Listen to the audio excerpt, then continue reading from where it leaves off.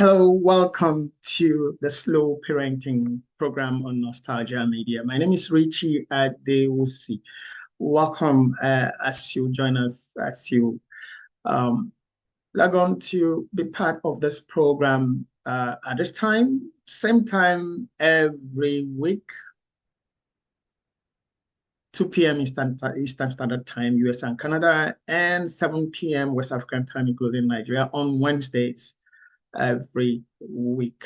We are still within the season 3 period, and we'll be rounding up season 3 with the next episode, and we go on to season 4. So when we're saying season 3 and episode 12 and then going on 13, it means that you've probably missed a whole lot of other episodes before now. So don't worry, you could always catch up. Just go to our YouTube channel, Slow Parenting on Nostalgia Media. You will be able to find past editions and videos. And also, you're also welcome to check out our short videos from previous streams on any of our other social media handles. We'll be glad to have your comments. On this episode today, however, we are looking at the issue of friendship. Yes, friendship, very important in human relationships, okay? But then this is the slow parenting program. So we're talking about friendship between parents and their children, okay? And what we are going to be talking about today might be shocking to some people, but then it's important you pay attention to what we're going to be saying. And with me at this time on the program, as we get started, is Mrs. Adedoyin Ishola. Doyin, you're welcome. Everybody, viewers, listeners, participants, anchor, everybody, you're welcome. Yeah, you're welcome, Doyin. And well, I am talking to an alpha mommy. I didn't say alpha female. I said alpha mommy. Because she's a mommy to other mommies. Present and planning. Good. So and I want to start with Ms. Ishola here because I know that she had a very, very cordial relationship with her daughters. Okay. But here we want to, make it, draw a line between friendliness, okay, and friendship. If you like, between permissiveness, in case you've not gotten what this is all about, the difference between permissiveness, pampering, and boundaries. That's what today's episode is about. There's nothing wrong with being friends with our children, so long as everyone knows where their boundaries stop. We all have rights, right? I always say to my children, where your right stops at is where mine starts from. Okay? So acknowledge I have a right. Oh, sure, you got it right. But in case you did not read the news, I was also somebody's son. Eh? Yes. So I also knew my boundaries with my mother and my father. So the whole talk about, every episode I pick on this is like I have something against the issue of Gen Alpha, Gen Z, or no, I don't have anything against social constructions, but it's just for us not to get carried away with those social constructions. And then we begin to analyze them in later years and begin to write intellectual books and researches on what impact those labelings actually had on the human race. Because they have an impact, because you have folks who are excusing themselves, okay, based on, oh, after all, I am Gen whatever. And we have parents who are also throwing their hands up in the air and say, well, it's children of that. in our own days, what our parents used to say was children of nowadays. Then, not Gen anything. I mean, then it got to the point where you had Panadol children, right? And then from there, you now got to the point where you had Indomie children. So this whole gen, whatever, is not new. We're not, humankind is not new to finding nomenclatures for labeling behaviors or, groups of people. Okay? But that must not stop us from doing our parenting jobs. That's what our issue is on this program. So, Mr. Shola, in looking at how would you define friendship and friendliness in a parent-child relationship? Let's start from there. Yeah. Once again, I say good evening to everybody. For me, friendship is deep, very deep, in the sense that your words are able to confide in you certain things about them from the start to the finish. They'll be able to tell you deep things and they want you to understand with them, not judge them. They could even tell you things that are probably unbecoming, because they want somebody that they can actually unbottle to. So they expect you to also understand, advise them, but not definitely judge them. So friendship is a very deep thing that brings you in close alliance with your children. But when you talk about friendliness could be on the peripheral for me. Friendliness is on the peripheral. Friendliness is probably you have opportunity to crack jokes with your children, to talk to them just on a friendly note, not really that they are able to, confide in you or come to you. And friendliness is like having a kind of a sort of affinity, not very close affinity with them, but they see you as their mother, they see you as their father, they see you as somebody that at least they can relate with to some extent. It's quite different for me, it's quite different from friendship. Friendship is deep. Friendship is when they come to you and share their deepest thoughts with you, and of course, you'll understand with them. But friendliness is just being on the surface with them. Maybe I can put it that way. Thank you so much, Mrs. Shola. Now, do we take it to mean, do we take your position to mean that parents should be friends with their children and not be friendly with them? Is that what we should understand? No. They need to be both friendly and friends with them. No, but you take a position. I want you to take a position out of the two extremes. Well, they need to be friends. Friends leads to friendship. Friends, for me, is much deeper than being friendly. Friendly, you can be friendly with the person next door without actually having anything aside from hi. And maybe once in a while, how are you? How is your work? How are your children? How is your family? And you're off. It's different from that person coming to you to say, Mommy, I'd like to share some thoughts with you.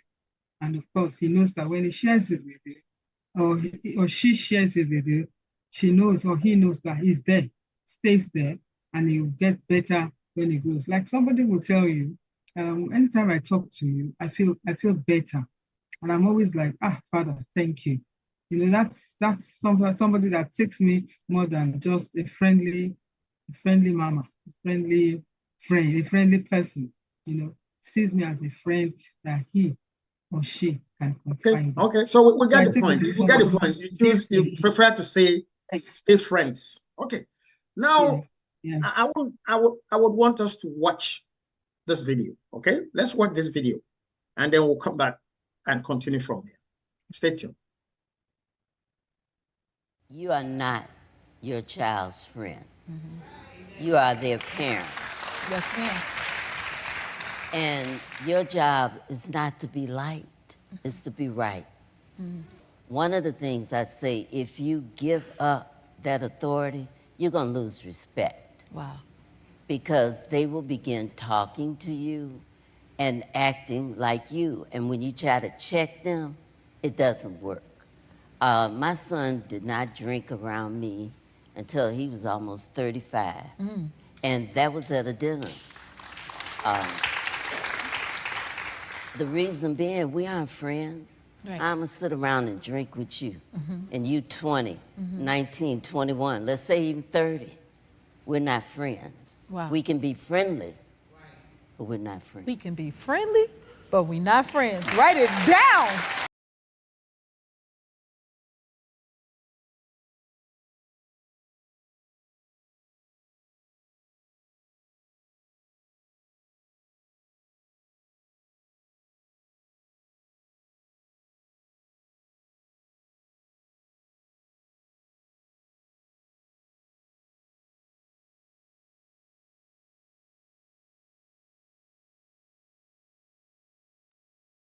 Okay, welcome back. We saw that short video clip. Mrs. Shrella, okay, it looks like we've lost Mrs. Shrella there.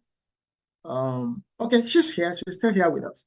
Mrs. Shrella, you saw that clip, okay? Even Yeah, but I didn't see it. No, but well, sorry, sorry about that. If you didn't see it, because I had actually sent it to you earlier. If you, I think I watched it. You watched it. I'm sure you probably watched it. Earlier. You know. I think I watched it earlier. No, the lady gave the reasons for not being friends with your children. Okay, and because again, they are copying you. It could work both ways. It could be positive and negative at the same time. That's where the issue of setting boundaries come in. Okay? That's where the issue of saying, well, you can do this. Yes, I'm your friend. It makes sense to be friends with your children, really. Okay? But then not open day friends, not roaming, no boundaries kind of friends. Okay? When you are friends, be on friends on specific terms, even with other people. You don't get to be friends with other people and people don't know their boundaries. Okay, you are friends. Don't you? We are friends. We are still friends. I hope I'm not putting myself out of context. Okay. All right. Yes, we were friends in the university days, but we knew our boundaries. Who are my friends? We shared stuff. You had things to do and say, oh, Richie, can you help me with it? Or can you help me with that? But there were boundaries. So the same thing with your children. Be friends, but let there be boundaries. Okay? Absolutely. Now, let's go back to the issue of the friendliness. Okay? Friendliness opens the door.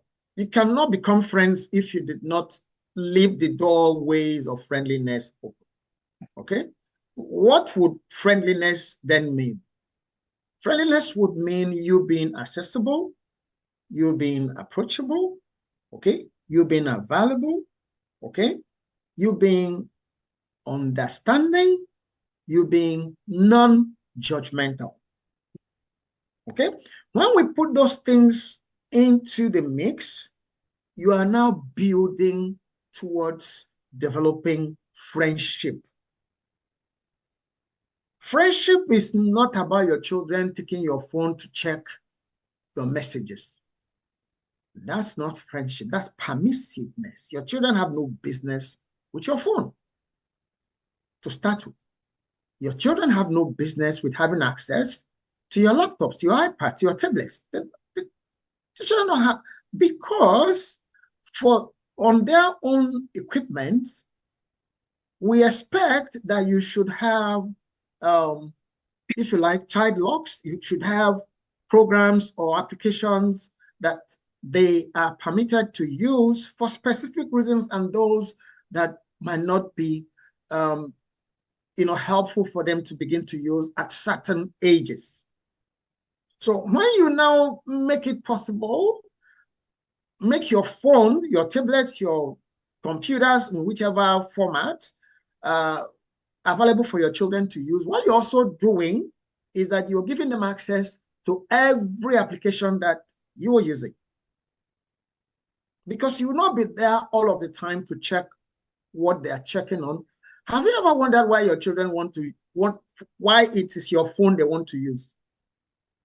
Have you ever given it a thought? They have their own phones. They probably have their own laptops and their own computers, iPad, tablets. Have you ever wondered why they want to use your phone, mommy? Because in most cases, it's always mommy's phone. In most cases, mommy's phone that they will jump to, not daddy's phone. But in some cases, too, it's daddy's phone. It's probably they know that they have locks, okay? They have restrictions on certain applications and websites on their own equipment, on their own devices. So they know on your devices, oh, you probably have access to those. And they make a habit of wanting to use your device. That's not being friends. That is being permissive, okay? And permissiveness is not what you want to build on in your relationship with your children, okay? Permissiveness does not and would not help, all right? So being friends is good. So we did not show you that video clip to say, okay, we agree 100% with what was said in that video, but there are, valid points that were raised in that video, okay? Those valid points can be overcome, okay? Those challenges could be overcome by your setting boundaries, not boundaries within yourself, but boundaries you vocalize, boundaries you vocalize, boundaries you discuss, boundaries you agree on with your children, not boundaries you back out as orders, okay? Boundaries that are discussed and agreed on. Okay, young man, young woman,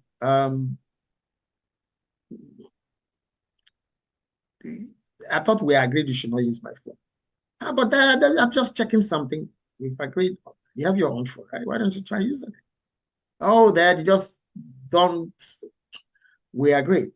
And do you remember why we had that agreement? You go through the reasons for which you have come to that conclusion and agreement with that child or the children, as the case may be.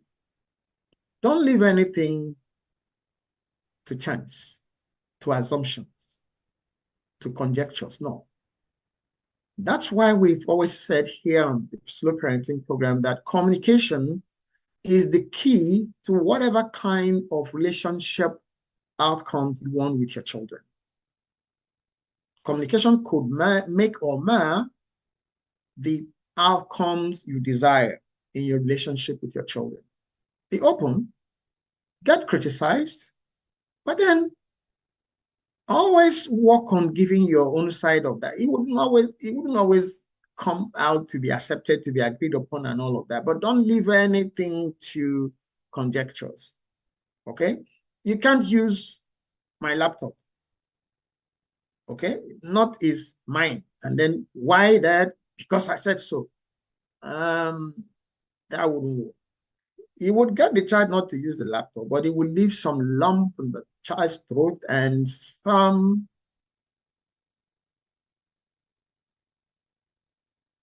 data in the memory base of that child. That will not be very helpful in terms of your relationship with that child. Explain your reason. Stand your ground, but explain your reason. Okay? Now, Mr. Dodoni, there I go again, calling Mrs. Ishola, Mrs. Adetoyi. Okay. Sorry, Doyi. No, it's okay. Anyone. No, well, no, it's not okay. You are not Mrs. Adetoyi. So call me Mrs. Ishola or call me Doyi. Yeah, I understand the Doyi bit, but not Mrs. Ishola. GK will for a gun. Okay, so now, having said that we need to set boundaries, Okay. We have also suggested how those boundaries could be reached, you know. Now, let's look at a scenario that I know the child knows your password to your computer. The child has to do a school assignment, but the tablet or iPad is dead, okay, for whatever reason. And the child, you are not there, just goes onto your laptop and keys in the password and is doing the assignment. Right or wrong?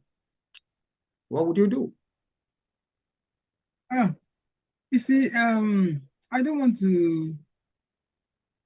to put everything on the cast offs. I don't want to cast it on stones, because there are sometimes you allow your children some leverage, not because you don't know that you need to have boundaries with them, but if you are too conscious of boundaries, you are likely to put the children in a confused state. What do I mean?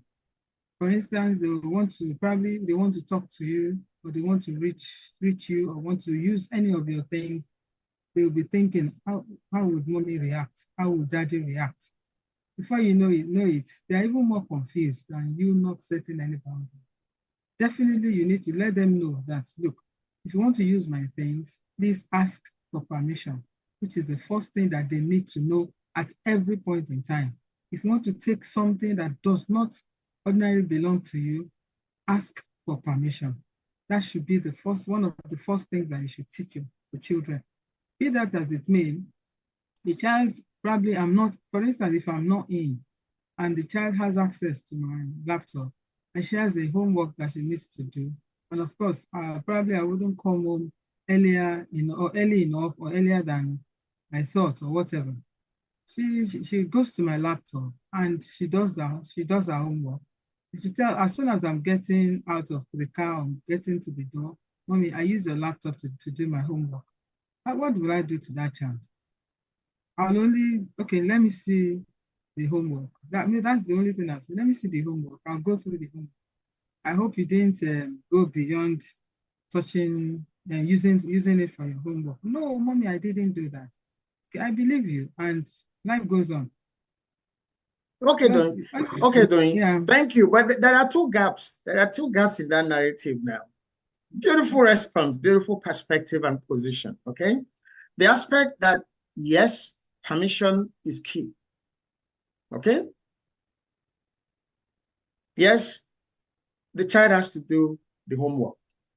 Two things. Number one, should the child if you have gotten to, have a reason to put any kind of restrictions on the devices that the children use, or, phone, laptop, tablets, iPad, should your children then have your password for any reason? That's number one. Number two, you stated clearly and correctly so that permission is key. The other question that now needs to be asked is, does that child have a phone with which that child could have reached you to still get on with getting that needed permission? You understand? Because when we say we set boundaries, we must make those boundaries work. One, instance of indulgence, that's a heavy word in this scenario, but then for want of a better one right now, in this particular scenario, one instance of indulgence can mess up every other thing. Because again, the issue of, did you do any other thing on my laptop? And the child says no, can bring another type of problem. the issue of trust. Okay?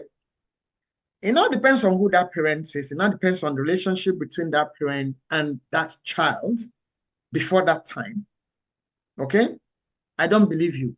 Another tunnel is opened up in that relationship that could have been prevented, okay, by that child not having access to that laptop. But then if you say, I believe you, it means you already know this child. And another challenge. What if that child is not the only child you have in the family? What if the other child or the other children, maybe because of one issue area or the other, okay, they cannot use your laptop? We're not creating a scenario of preferential treatment, okay, within the home that does not do or that will not do anyone any good.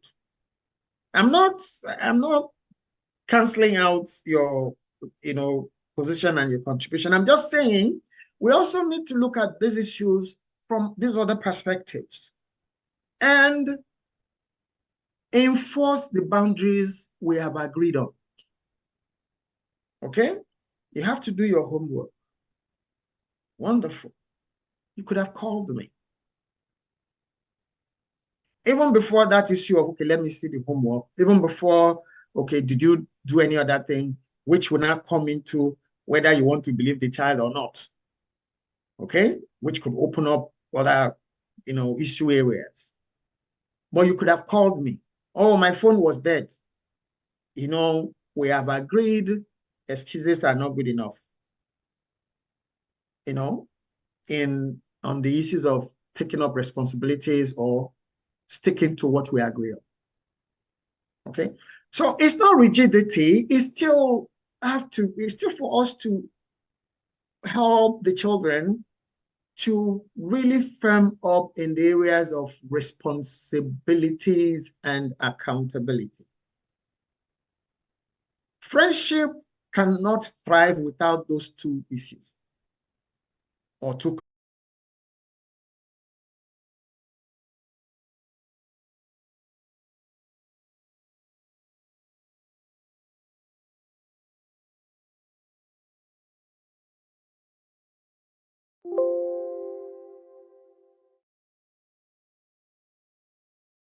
Recording in progress. Unless, then if you have to, going back to your position, ask me first. Ask mommy first. Ask daddy first. Okay? So we're going to take a short break now. When we come back, we would continue. Okay? Don't go away, please. Your children are watching. Oh, mom always goes to that person, or dad always goes to find out from, okay, why? There's nothing wrong with that. My mom did it. If mom did it, doesn't mean that that's supposed to be right. In your own home now, keep it together. Keep it in the family. Have your discussions. Have your decisions. Carry out responsibilities. Make your mistakes. Correct yourselves. And then celebrate your success.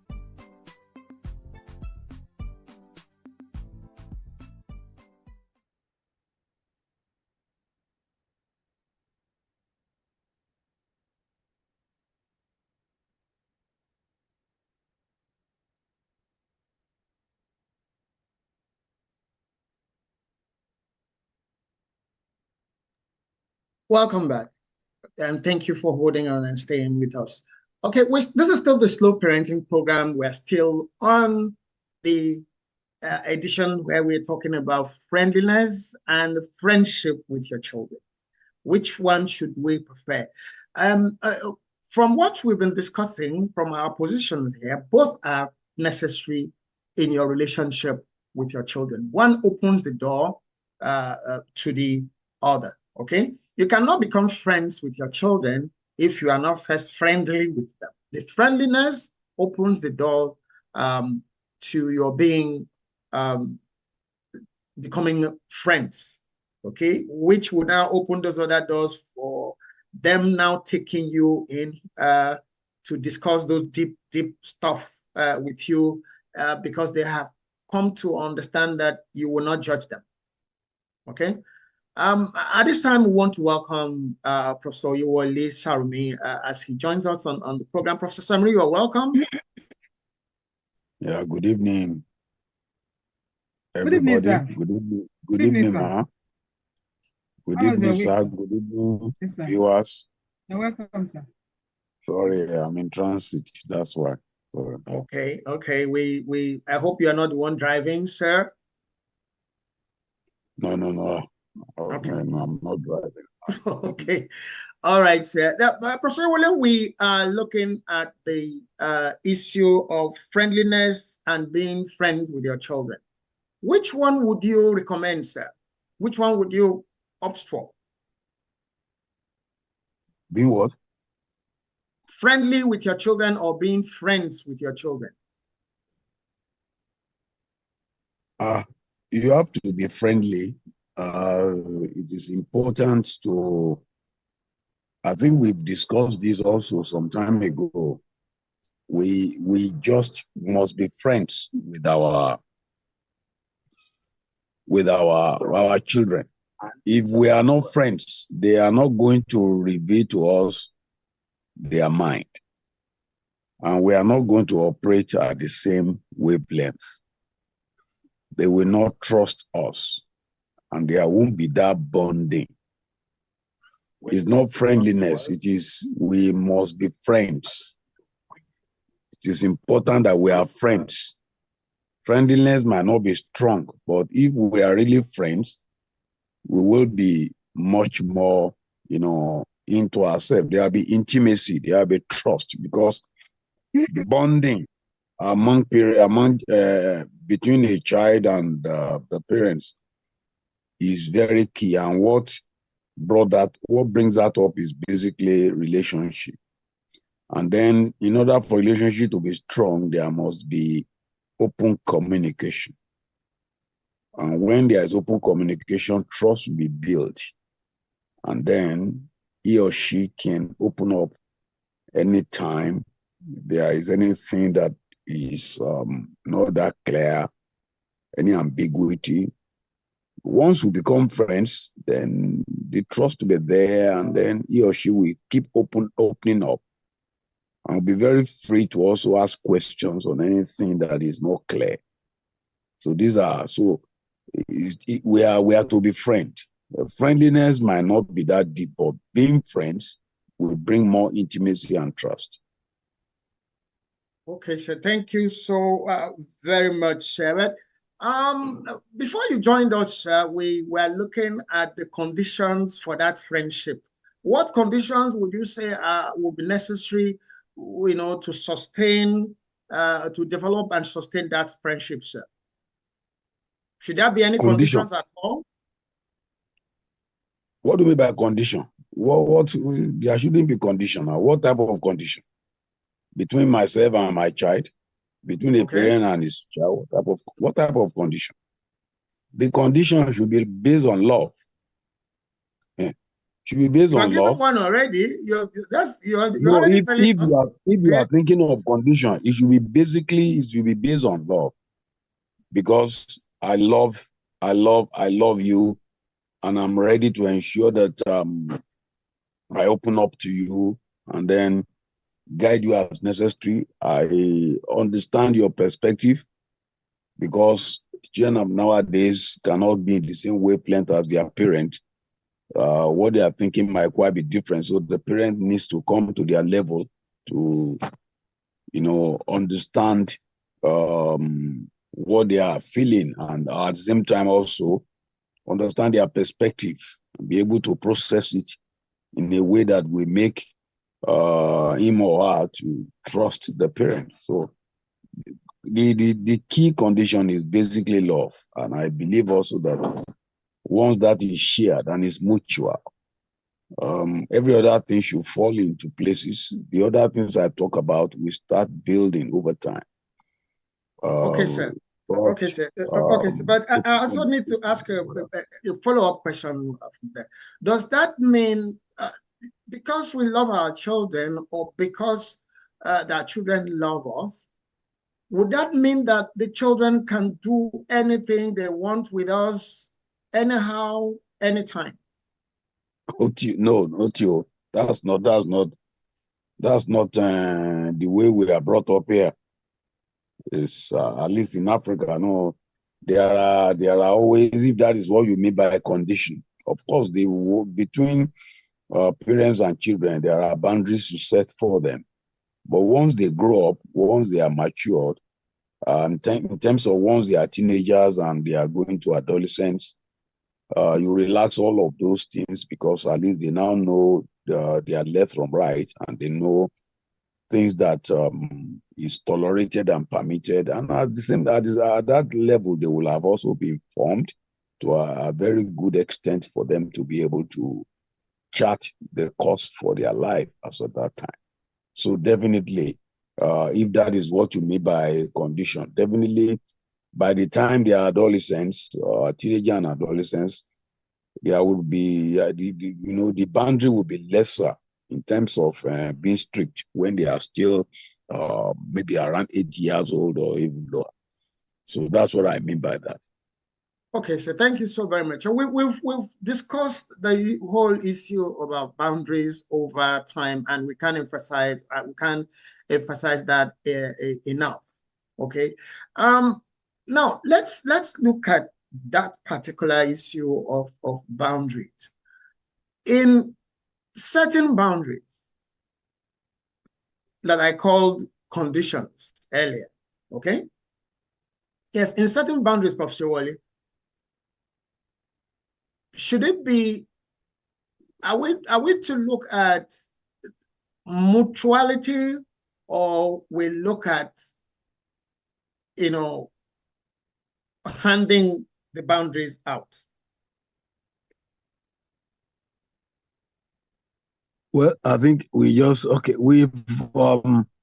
think it will depend on a lot of conditions. And it will depend on, the first thing is that number one thing I want to say is that it is very important that we set boundaries. It's very important. Because when you set such boundary, it helps children to, feel safe. But one thing that we also note is that young people, young children, they need freedom to try things out, to make mistakes, to develop their own independence. So, but boundaries in general help children to learn how to also set limits for themselves and develop self-discipline. I think we discussed this some time ago extensively. And then we did mention that it's very important. If they are young, you cannot negotiate that. You will have to just give it to them. But once they are teenagers and then adolescents, you can discuss that and then be able to ensure that they understand why such boundary is needed. For example, if they are teenagers or adolescents, they are still with you, they need to go out. You need to set boundary and say, well, by 9 o'clock, you must be back home. That's the boundary. And we can agree on that. Whether at 10 o'clock, let it be 10, man, let it be 9:30 or whatever. We can agree on that. But then we should all, at least once they are old, we can discuss that. But if they are still young, I believe that there is nothing to discuss. Negotiate. Yes. Okay. No, I mean, we allow, I hope you understand what I'm saying. We allow room for negotiation. I get you, but then I only just want us to making sure. Okay. Okay. All right, go ahead. No, I want us to be able to look at that issue of if they are young, there is nothing to discuss or there is nothing to negotiate. If we're saying we should develop mutual communication relationship with our children, at what age would that now, would we say now that's the age that should start? No, we've said this thing all over. By the time your child is 8 years old, they are already formed. They are already formed. Most of their actions and inactions, most of their intrinsic behavior, all of those things are already formed. And so it is important that before they reach that age, we should have helped them, guide them, inculcate into them what we think is the positive virtue that they required in life. But after age, after after 8 years of age, they are already formed, and therefore you may need to you have to do a lot of work to ensure that you keep talking to them, you keep negotiating and what have you, so that once you keep ringing, just like somebody said on this platform before, that based on the way the mother or say the father was talking, I think one of our panelists before, always that whenever she's out, she'll be hearing the voice of the mother. And so that will be cautioning her not to do what is not correct or right. And that's quite instructive. And I believe also that even after AJ, we should still keep, talking to them so that we let them know so that they can recognize the good behavior that they have caught up at home. Okay, Professor. Thank you so very much, sir. Oh. What I want us to look at is that talking. Now, I also want to use the terms that you've used so that we can clarify this. I know we've had this discussion. We cannot have the discussions around communication, relationship in bonding, in family bonding. It can never be more than enough. We can never have it. And again, there's another thing. Some people are just getting used to, joining us on this program. They don't have the privilege of knowing maybe some of the things we have discussed in the past. Okay, so I'm going back to the issue of talking with and talking to, okay? In terms of having those boundaries set. And you've said by age 8, okay, that not that you said, you've quoted, it's proven, there are research findings to back that up. So I'm not accusing you of being the proponent of that, but what we're looking at here now is that issue of boundary setting and looking at that age 8, timeline or time marker. Okay. Should we be looking at having a discussion or giving an instruction before age 8? Not all 8-year-old develop at the same rate. That's number one thing, because developmental range is different from individual to one another. So setting boundaries that work will be much easier if our expectation for the behavior, match where they are developmentally. And so we need to keep, clarifying all of this as we go on so that we can at least know also that our child is growing. And then also we'll be able to match the behavior and then the boundary we are setting to the way they are also developing and growing. That I just want to make that one very clear. But before age 8, it is important that parents should be very strict in terms of, how they guide them, because at that time they are still under formative. Some may even develop faster before age 8. Some may, develop later. But then I believe that based on at least my little knowledge, once they are below that age, it is better the parent be in charge and guide them so that they can be molded. But once they are above that age and you know that already they are developed, then you should give them the necessary, opportunity to also contribute into how those boundaries will be set and thus be maintained, so that if they are part of it, they be more committed in order to ensure that they also meet expectation based on agreement. All right. So thank you so much, Professor Yowale. Mrs. Shala, you know, Mr. Are you with us? Yes, I can see you online, but then we can't see your camera. Okay. Thank you so very much, Mr. Shalai. Yeah, we're still on the same issue. Okay. Our boundary setting with our children. Should we be talking with them or to them? Talking with them or to them? Yes. In terms of when we are, setting those boundaries now that would define our friendliness, our friendship, or that will build our migration from friendliness to friendship. Should we be talking to them or with them?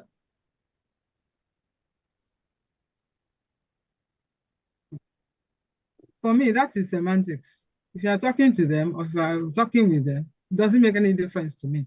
The point is, when you want to set boundaries with your children, you have to be very careful so that you don't chase them out of your sight, because the world out there is waiting to welcome them. You see, these days, whether we like it or not, when we were growing up, I'm not sure our parents really sat us down. Are you hearing me, Richie? I can hear you. I'm with you. Go ahead. Can you hear me? I don't want to. Yes, okay. Claire. Go ahead.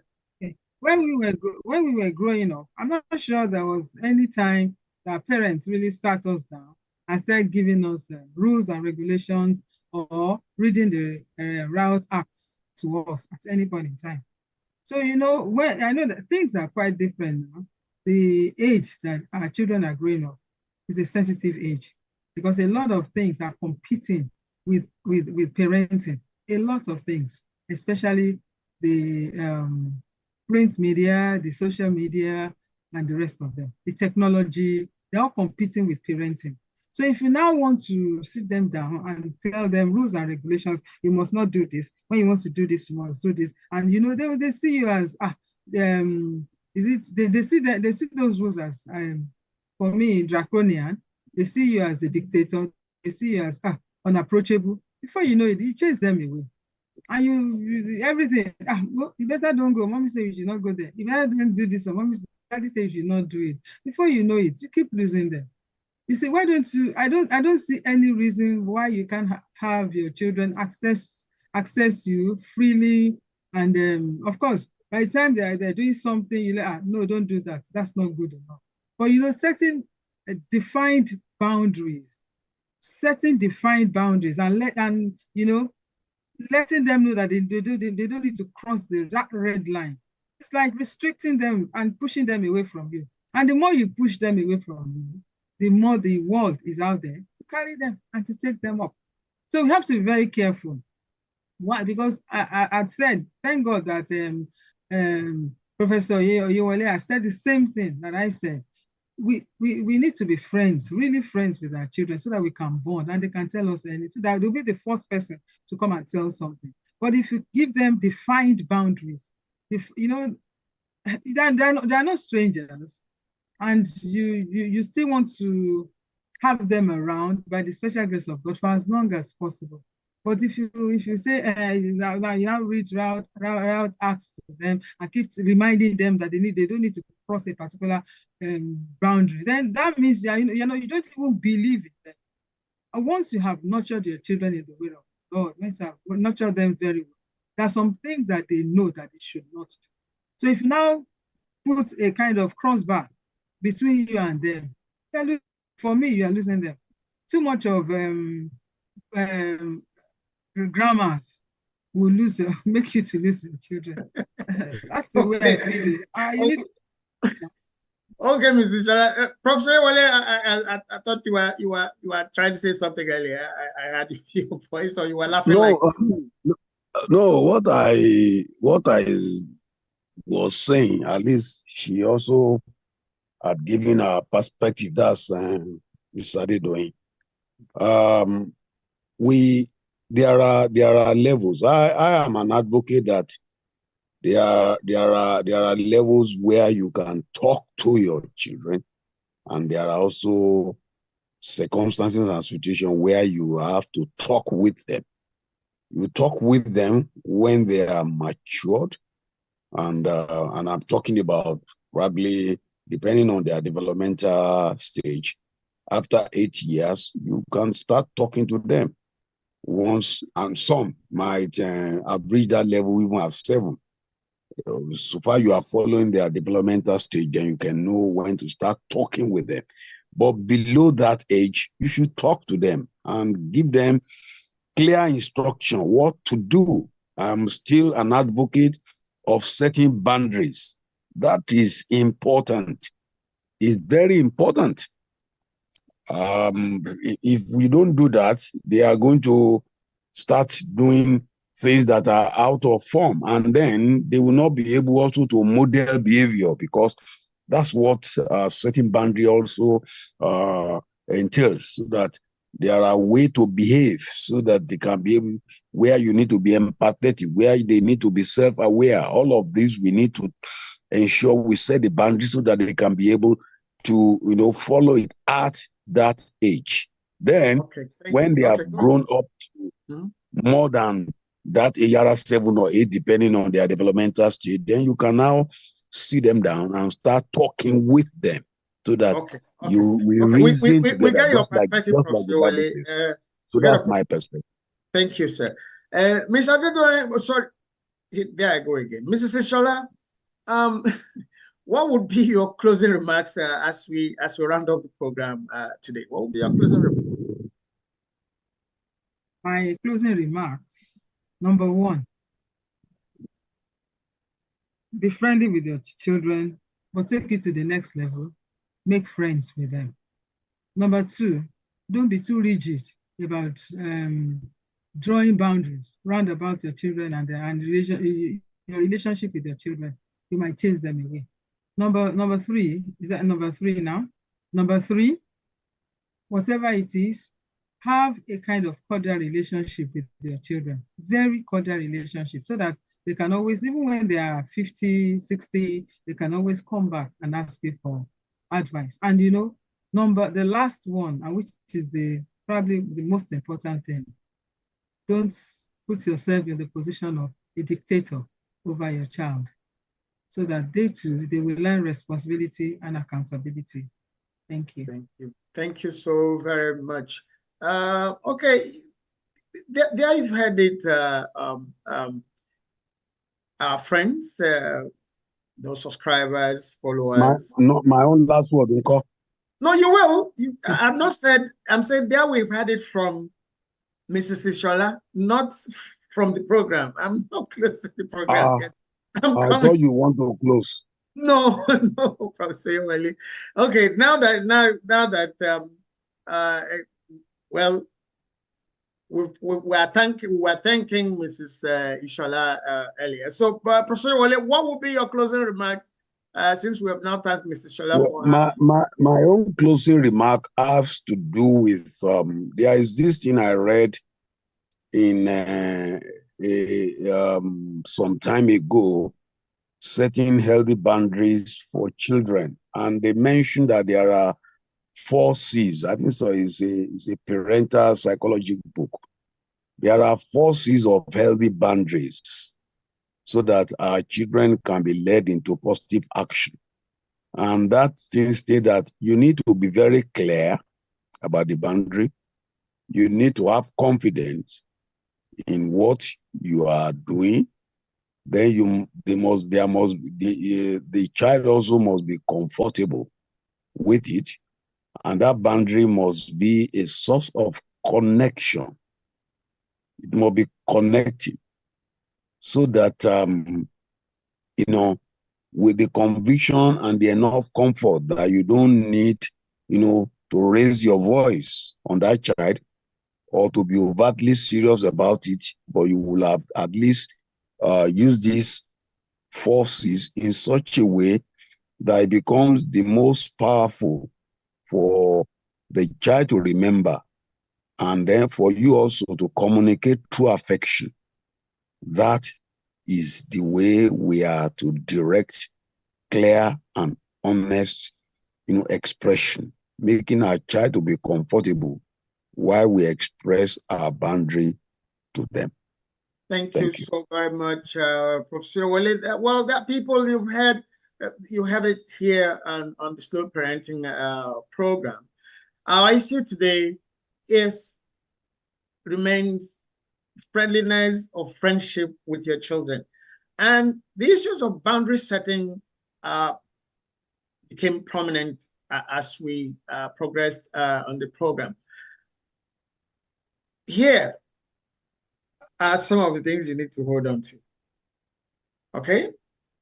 Whether you are hanging on to being friendly or being friends, communication with your children would help with getting to any of those two positions.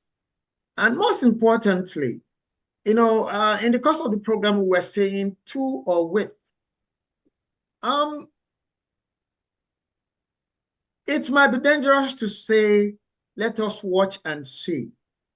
We have agreed severally, we have heard severally on this program that our children are mirroring or are watching us. They are copying us. What we mirror, the children also want to be like. So when you start with mutuality in your communication relationship with your children, it's most likely going to grow that way. And what do I mean by mutuality? Even when that child is a baby, you are smiling, you want the child to return a smile. You tickle the child returns a smile. It's a call and response situation and relationship. It needs to develop from infancy. It's not up until when it gets to a particular time, but that time, that child might have formed the opinion that, well, when he talks, all I need to do is listen. Or when she talks, all I need to do is listen. Work at developing that mutual communication relationship with your child, with your children from infancy. I'll give you an example. You want the child to laugh. You're smiling. The child is not it. You take off the child, he smiles. Okay, knows how smiling is good. The child keeps it, stores it up. The child is not speaking yet, can't speak yet. But then you're talking with the child, and the child is making some sounds, and then you are responding as if you're listening or you understand what the child is. You're building that communication relationship. So talking with your children works at any age. Okay? Talking with your children works at any age, not semantics. Okay? It is human behavior. You need to build that confidence. In the course of the program today, in the course of the discussion today, has come up severally to say we need to build. How do we build? It's through our communication relationship. Verbal, non-verbal. You are verbalizing, you're vocalizing what you understand as speech. The child cannot say things that you can write down. Or you could write blah, blah, blah, blah, down and ask, blah, blah, blah, but then you don't really know what that means. But the child is responding.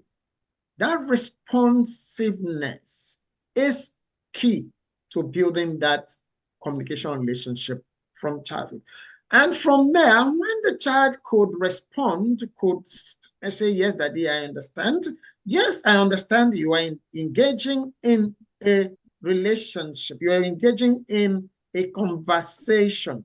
You are not given a dictation. Okay? If you want to use my, incidentally, 2-year-olds actually understand if you want to use my phone now. They do. There are so many videos about that on the internet. Okay, so 2-year-olds understand. So the age thing now is actually questionable. It's a big questionable issue now when it comes to issue of communication with children. Children are growing up to understand things a lot more faster now. Okay, so certain research documents that we have on childhood behaviors and all of that might need to get, visited sooner than later. Okay, so that is it on our program for today. Start early to communicate with your children.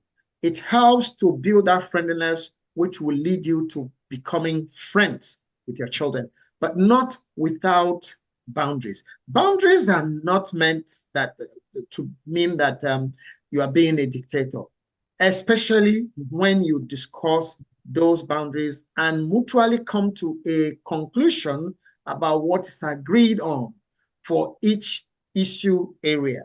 Okay, so that's it for our program today. Thank you so much for being part of us. Or if you are watching this video at any other time, yep, well, it's not time bound. It's not that it must be only during the time of this live stream that you can, know, because the videos are available at our YouTube channel. Anytime you feel like going to see any of our previous episodes, just go to our new YouTube channel, Nostalgia Media, the Slow Parenting program, the Slow Parenting on Nostalgia Media. You'll find previous videos about this program, and then short videos from different live streams are also available at our other social media handles. Please feel free to like, follow, share, comment, subscribe, and most importantly, send us your perspective, send us your comments concerning any issue area that are of concern to you regarding parenting. So until we'll come your way again next week, Wednesday, same time, 2 p.m. Eastern Standard Time, US and Canada, and 7 p.m. West African Time, including Nigeria. Keep talking, okay? Keep talking with your children to build that friendliness into friendship. Thank you, and bye-bye. Bye. Parenting is simplicity parenting. Simplicity parenting. We want to discourage a particular behavior, right? We want to deter that behavior from occurring in the future. And so we apply. So we are talking about simplicity. We are also talking, remember that your children want to be you. They're not talking about that person that's out. Exception to every rule, and no matter the best or the most noble of mirroring that we do modeling, sometimes they veer off. I know that there are exceptions. Is focus on quality time rather than the other type of parenting where you look at